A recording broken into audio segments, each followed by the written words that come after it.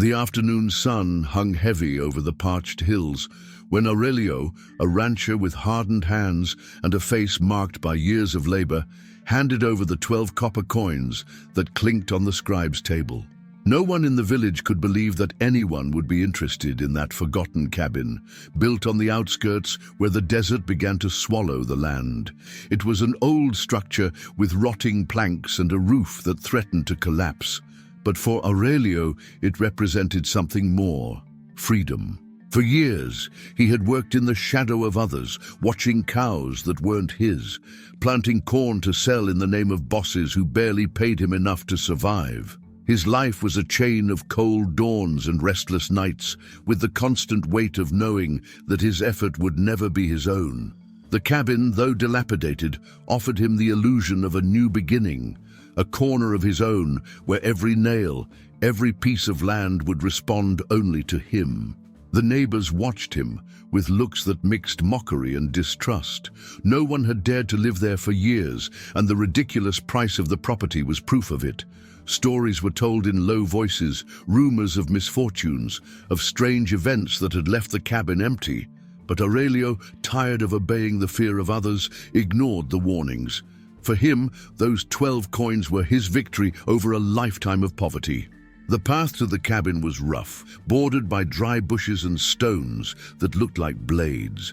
When he finally arrived, he stood in front of the building and took a deep breath. The air smelled of old wood, of dust trapped by time. The door hung from a crooked hinge. The roof let in light in golden threads, and the windows were just darkened holes. However, in Aurelio's eyes, that place was a palace. He entered slowly, letting his boots echo on the plank floor. There were cobwebs in every corner, rusty nails sticking out like thorns, and an echo that made his steps sound louder than they were. Still, in his chest, there was an unknown emotion, the feeling of having a refuge of his own. He walked through the empty rooms, measuring with his gaze where he would put a cot, where he would build a corral, where he would light the fire that would accompany him at night. He imagined repairing the walls, reinforcing the roof, planting corn in a small plot next door, with his own cows grazing under the sun, with chickens pecking in the yard. He imagined quiet afternoons, sitting on a wooden bench, watching the sun set with no other obligation than to take care of his own. For the first time in a long time, the future did not seem like a burden, but an open path. Still, as he explored the cabin, a chill ran down his spine. The silence inside was strange, as if the walls held secrets. There were marks on the wood, dark grooves in the planks, as if someone had struggled with the house itself. An old rope hung in the corner, forgotten, and Aurelio pushed it away with disgust. He tried to convince himself that they were just remnants of abandonment, scars from the years and nothing more.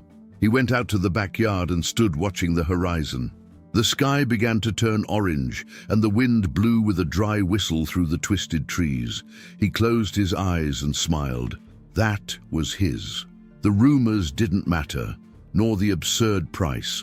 12 cents had bought him something more valuable than any wealth, a piece of life that finally belonged to him. That night, he lit a small fire inside the cabin and lay down on the floor, using his hat as a pillow.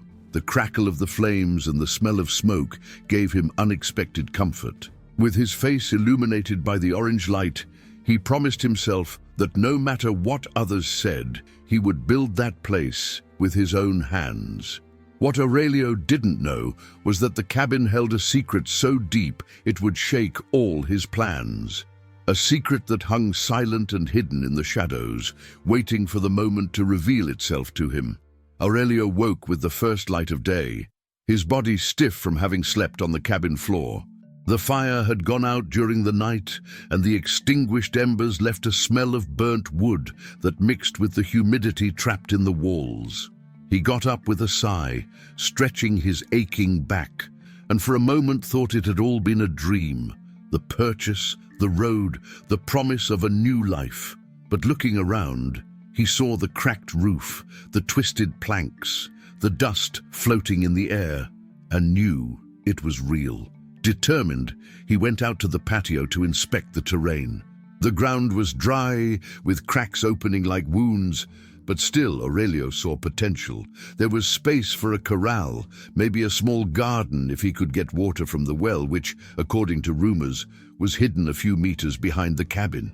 He walked across the land, kicking stones, measuring the dimensions of his new life with his steps. Everything seemed possible. Everything but ignoring the strange feeling that had pursued him since he had set foot in that place. Returning inside, he noticed something that the initial excitement had made him overlook. The planks in the main room were marked with deep grooves, as if someone had repeatedly dragged a heavy object across the floor. There were dark, irregular lines that started from the center of the room towards the central beam of the roof, right where an old, frayed rope hung, which Aurelio didn't remember seeing clearly the night before. The rope swung barely, as if moved by a non-existent air. He approached and touched it. It was rough, dry, with a slip knot at the end. A chill ran down his spine, and he immediately pulled his hand away, muttering under his breath, "Surely someone used it to hang meat, or who knows what else." But he didn't even believe his own words. That same day, he went down to the village to buy tools. As he entered the general store, a murmur took over the place. Men watched him from the corners with hard gestures, and women buying provisions turned their backs as if his presence brought with it a bad omen. "Did you really stay in that cabin?"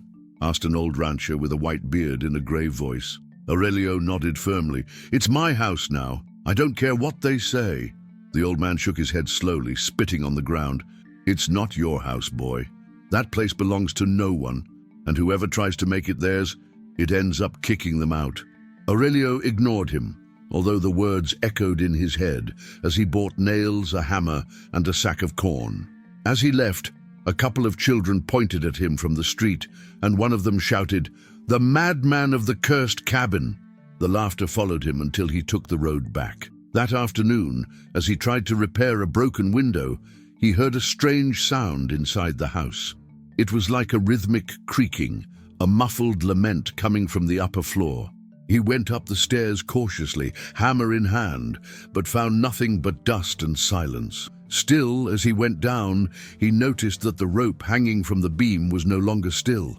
It moved with a slow swing, as if someone invisible had pushed it. The silence in the cabin was not normal. It was not the silence of the field, full of crickets and wind. It was a thick, suffocating silence, as if the air itself carried secrets. Aurelio tried to drown that sensation by working late, nailing boards, picking up debris, trying to bring the house to life. But every time the hammer fell silent, the silence returned denser than before. That night, sitting by the fire, he heard footsteps on the roof. They were not from a small animal. They were firm, heavy, as if someone was walking above him. He got up abruptly, went out to the patio with the lantern in his hand, and looked up. But there was nothing. The wind blew softly without lifting leaves or dust, and the sky was clear, full of stars. When he returned inside, the hanging rope swung back and forth more strongly than ever. Aurelio clenched his teeth and stubbornly muttered, "This is my house now, and no one is going to get me out of here." But deep in his heart, he knew that something was watching him from the shadows, waiting for the right moment to show itself. The third night in the cabin was different from the first moment. Aurelio had spent the whole day repairing a hole in the roof, but when the sun set and the wind began to blow through the twisted trees, the feeling of discomfort became unbearable. The air smelled of iron, of damp earth, of something he couldn't name. When he pushed the door open to enter, he immediately noticed that he was not alone. The silence was no longer empty. It was filled with a presence that made his skin crawl. The fire in the fireplace still sputtered, but it seemed too weak, as if the darkness was suffocating it. He took a few steps towards the center of the room, and then he saw her. From the ceiling, right on the marked beam that he had so often observed with suspicion, hung an immense figure, a giant Apache woman of imposing size, suspended by a rough rope around her neck. Her bare feet barely brushed the ground, and her body swayed slowly, emitting a grave creak in the wood. Aurelio felt his legs give way. His heart pounded in his chest with violence, and for an instant he thought that it was a ghost, a vision born of tiredness and the stories of the village. But then the figure moaned. It was not an otherworldly noise. It was a human moan, deep, heartbreaking. The woman was alive. The rancher stood paralyzed, looking into her half-open eyes. They were dark, ignited with suffering. And in them there was no hatred, only the desperation of someone fighting against death. The giant's face was painted with traces of red and black lines, blurred by sweat, and her brown skin shone under the trembling firelight. Aurelio swallowed and ran towards her. The rope was taut with a slipknot tightening her neck as the Apache woman breathed with effort. With clumsy hands he tried to lift her body to relieve the pressure, but she was too heavy. The size difference crushed him. Gasping, he looked around until he found the knife he always carried on his belt. He pulled it out, climbed onto a chair, and cut the rope with a sharp slash. The woman's body fell on him, knocking him to the ground with a thud. The air escaped his lungs, but he didn't drop the knife. He managed to move away a little and dragged himself to his feet. The giant Apache lay on the ground, coughing hard, gasping for the air she had been about to lose. Aurelio knelt beside her, not knowing what to do. He was faced with a dilemma that split him in two. If he let her die, no one in the village would point him out. On the contrary, they would congratulate him for having allowed an enemy to disappear. But if he helped her, if he saved her, he would bear the wrath of everyone. They would banish him, call him a traitor, and his life would change forever. The Apache woman opened her eyes again, looked at him directly with an intensity that pierced him like an arrow. In that instant, Aurelio understood that he could not let her die. Not after having seen her fight against the rope, not after having heard that moan that would haunt him for the rest of his days. With trembling hands, he loosened the remains of the rope around her neck. She breathed with difficulty, but each breath was firmer. She had deep marks on her skin, the reddish trace of the sunken rope.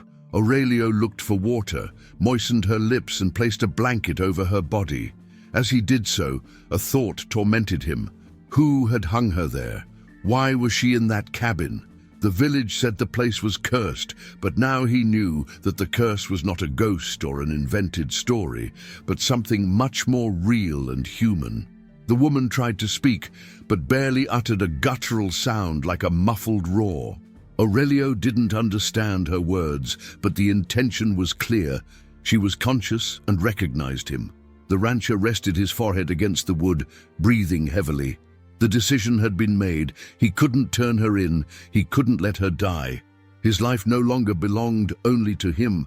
From that moment on, he would carry the fate of that giant Apache woman, even if it meant going against the entire village and losing the little tranquility he had gained with his purchase.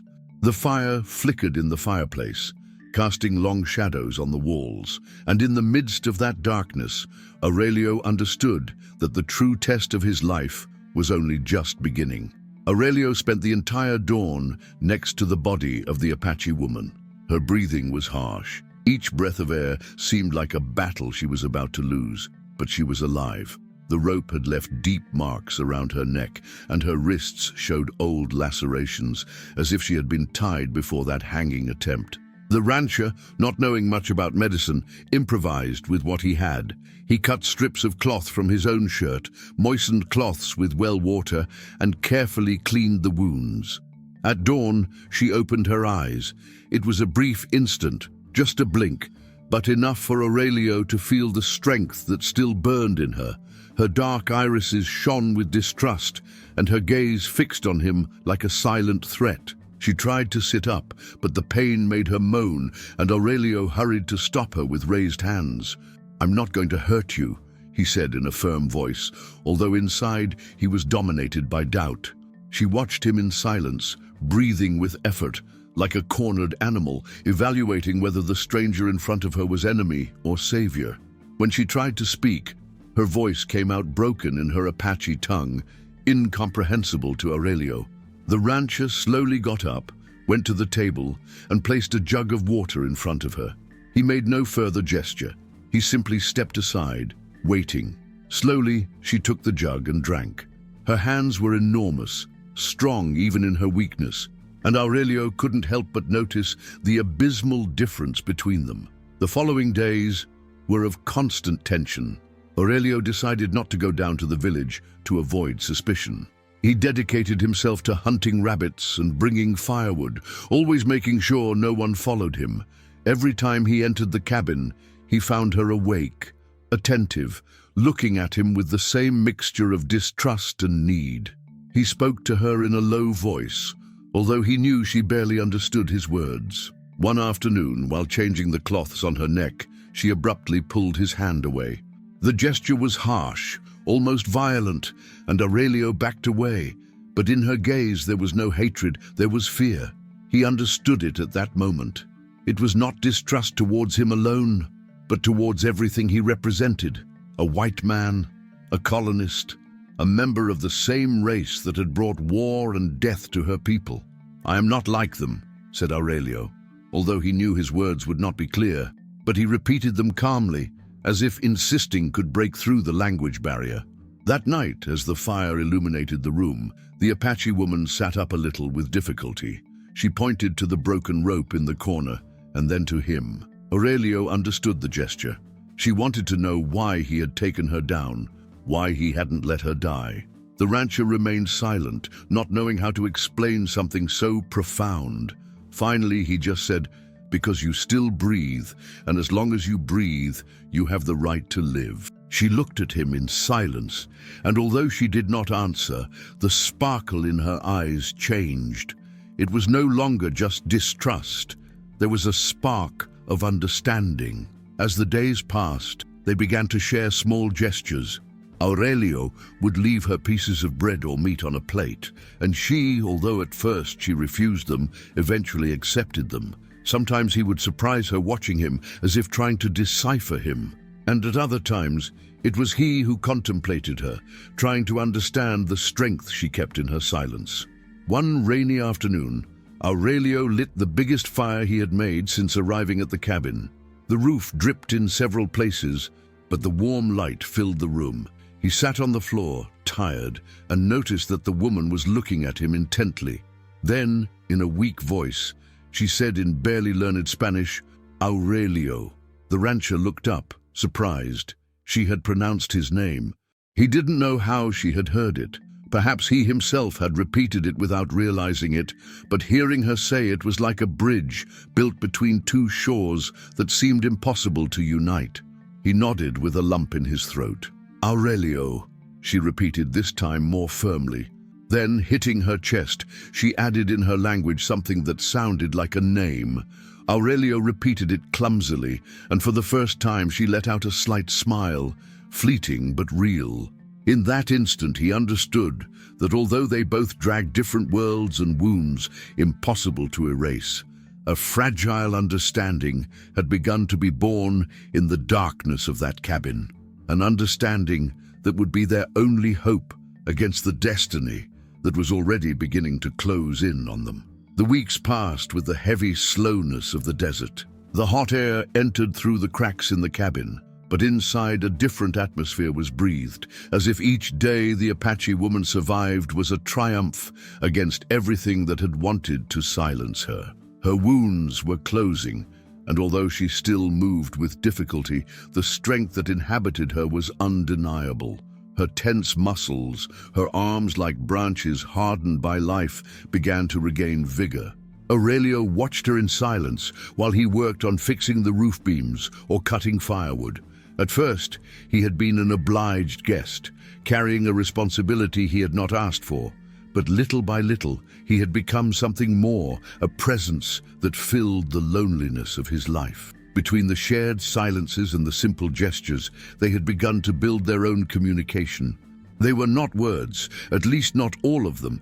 They were glances, movements, small sounds that said what language could not. One afternoon, as the storm roared outside and the fire illuminated their faces, she broke the silence with a voice still harsh but firm. "Settlers," she said, pointing to the rope that still hung in a corner. "They did it." Aurelio frowned. He needed no further explanation. The same men who looked at him with contempt in the village, who called him crazy for living in the cabin, had been the ones who tried to assassinate her. Leaving a woman hanging from that beam was no coincidence. It was a calculated act, a message. She clenched her fists, rage crossing her face like lightning. Then, hitting her chest, she pronounced what Aurelio understood as her name, Nayeli. The rancher repeated it clumsily, but the warrior nodded, recognizing in him an ally who, though clumsy in her language, dared to pronounce it. From that night on, they began to devise a plan. Nayeli, still weak, but with a clear mind, drew in the dirt with a stick pointing to mountains to the north. She spoke in short, broken Spanish phrases, enough for Aurelio to understand the idea. Up there, in the cliffs, there were caves where she could hide, fresh water running between the stones, and above all, distance from the settlers who wanted to see her dead. Aurelio listened attentively, and although fear burned in his heart, he also felt a spark of hope. That cabin, which he thought would be his salvation, had now truly become a cursed place, a place marked by secrets and threats. Escaping to the mountains meant giving up the little he had gained, but it also meant surviving. And Aurelio, for the first time in a long time, was not thinking only of himself, he was thinking of her. The following days were spent preparing. Aurelio hunted rabbits and dried them in the sun to make jerky for the journey. He collected water in leather skins and looked for blankets to withstand the night cold. Nayeli, despite her injuries, insisted on helping. She sharpened knives, repaired ropes, and at night she patiently taught him some words in her language. He learned slowly, but he tried because in each shared word he felt that the distance between their worlds became a little smaller. One dawn, as they packed what little they had, Aurelio saw her stand by the fire, taller than he remembered, her silhouette outlined against the orange light. She was an imposing figure, almost mythical, as if the spirit of the earth itself had taken shape in her. For the first time he understood what it meant to have that woman as an ally. It was not just physical strength, it was pure will to live, to not give up, even if the whole world wanted her dead. "Mountains," she said, pointing with a firm hand to the north. Aurelio nodded. The idea of leaving behind the village and its murmurs did not weigh on him as much as he had believed. Perhaps in those mountains, where no one else dared to enter, they would find something similar to freedom. That night before leaving, Aurelio looked at the cabin for the last time. The place he bought for 12 cents had been his hope for a new life, but also the door to a destiny he never imagined. Now, with Nayeli by his side, he understood that his life was not defined by wooden walls or dry lands, but by the decisions that had brought him there. The wind blew strong, raising dust on the path, and the two set off towards the mountains, convinced that up there, among cliffs and infinite skies, perhaps they would find a place where no one would ever chase them. The smoke from the shots still hung in the air when Aurelio and Nayeli managed to break through the siege. The settlers, furious and blinded by hatred, had attacked without considering the consequences. The cabin was left behind, turned into an inferno of screams, broken wood, and blood. Aurelio could barely believe he was still alive. His heart pounded in his chest with the violence of a runaway horse, and every muscle in his body burned with fatigue. Nayeli ran ahead of him, powerful even in the midst of the chaos. Her enormous figure was outlined against the shadows of the forest like an untamed spirit. Every time Aurelio thought he couldn't take it anymore, she would turn, look at him, and that simple gesture gave him strength. Together they climbed the slope towards the mountains, leaving behind the trail of destruction, but the fury of the village caught up with them. A stray bullet whistled in the darkness, and Nayeli trembled. Her body leaned forward, swaying. Aurelio ran to her and held her just before she fell. The thick heat of the blood spread over his hands. The wound was in her side, deep, lethal. "No!" Aurelio cried with a broken voice as he tried to press the wound. Nayeli looked at him, her lips tense, her breath short. Her immense strength seemed to fade like a bonfire in the rain. Still, with a colossal effort, She took Aurelio's face in her large, rough hands. Her dark eyes, burning to the last moment, showed no fear, only a strange peace, as if she accepted that this was her destiny. "You live?" she murmured in her clumsy Spanish, barely audible. "You live." Aurelio shook his head desperately. "Don't tell me that. You can't leave me, Nayeli. We fought to escape. We fought to have a place. You can't leave now." She smiled barely, a slight, broken gesture, but full of truth. She raised a bloody hand and pointed to the mountains. Aurelio understood what she meant. The path continued, even if she couldn't travel it. Nayeli's breathing became shorter, slower. Her fingers loosened around his face, and a last breath escaped her lips before her body became still in his arms. Silence fell on Aurelio like a wall. There were no screams, no shots anymore, only the sound of the wind hitting the branches and the echo of the nearby river. With burning tears running down his face, he embraced the body of the woman he had saved, who had shared with him something stronger than words, something that neither hatred nor war could tear from them. He managed to dig a grave under a solitary tree on top of a hill from which the entire valley could be seen. There he laid Nayeli's body, wrapping her in the blanket that had been her shelter on cold nights. When he finished, he knelt in front of the disturbed earth, his hands destroyed and his heart torn. "I didn't let you die that night," he whispered with a broken voice, "and I will never let your memory die." Dawn painted the sky red and gold as Aurelio stood up. He was alive, yes, but victory had a price impossible to ignore. He had saved his honor. He had shown that he would not surrender to the fear or hatred of the people, but at the same time, he had lost the only thing that had managed to give meaning to his life in that hostile frontier.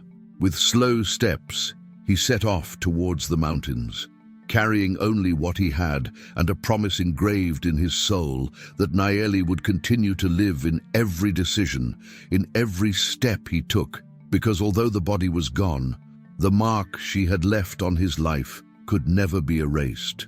That was the true cost of victory, surviving forever marked by the absence of what he most desired to keep.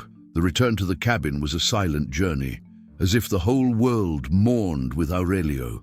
Every step he took towards that place plunged him deeper into the memory of what he had lived. The forest that had been a refuge now felt hollow, empty, and the wind that had once blown like an ally sounded like a lament. Arriving at the clearing where the cabin stood, he saw it as he had left it. The twisted timbers, the half-patched roof, the broken rope still hanging from the beam like a scar on the house itself. He stood in front of the door, with his boots covered in dust and his face hardened by exhaustion. That place he thought was a new beginning when he bought it for 12 cents no longer belonged to him. It wasn't his home. It never had been. It was a silent witness to everything he had gained, and above all, to what he had lost. He entered slowly, as if the shadows within could devour him.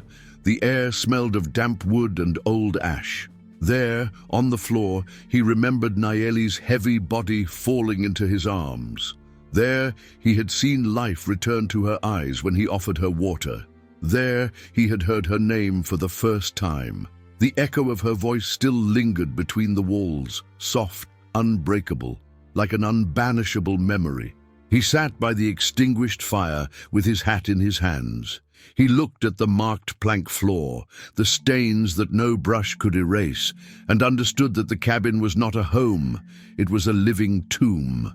A reminder that true freedom is never bought with coins, not even with the 12 he had handed over. Freedom is paid with sacrifices, with decisions that leave scars deeper than any wound. Hours passed before he stood up. He walked to the backyard, where the wind moved the dry grasses. From there, he could see the mountains to the north, those that Nayeli had pointed to as a promise of refuge. A part of him wanted to keep walking, to disappear among cliffs and rivers, but another understood that his destiny was forever tied to that land, not because he owned it, but because she had died for it. He stuck the knife that had accompanied him since he was young into the ground and left it there in front of the cabin. It was a symbol of renunciation of useless battles, of the illusion of possession. The only thing left to him was the memory of the woman who had seen beyond his distrust, who had smiled even on the verge of death, who had changed him without asking for anything in return. With slow steps, Aurelio closed the cabin door. He didn't know if he would return. Perhaps some traveler would find it abandoned and repeat his story, convinced that a bargain could buy a future. But he knew the truth. The walls held more than dust and wood. They held a destiny marked by blood and broken hope. As he walked away, the wind blew strong through the trees, and for an instant he thought he heard Nayeli's murmur, her brief voice pronouncing his name. He didn't turn around. He didn't need to. He knew that her echo would always accompany him wherever he walked. Aurelio was not the same man who had handed over 12 cents with the illusion of a new beginning. Now he was someone different, someone who understood that every choice has a price and that true freedom is a weight carried in the soul, not in the hands. And with that certainty he disappeared among the dusty paths, carrying with him a life forever marked by the giant Apache woman who had saved him as much as he had saved her. If this story of the Old West moved you, don't forget to support us, like the video, subscribe to the channel, and activate the bell so you don't miss the next narrations. Tell us in the comments what part impacted you the most and where you are watching us from. We love to read you, and don't leave yet. Share this video with your friends and family who love intense stories. And remember to check out the other stories on the channel, where you will find more adventures full of emotion, mystery, and impossible decisions. Yes.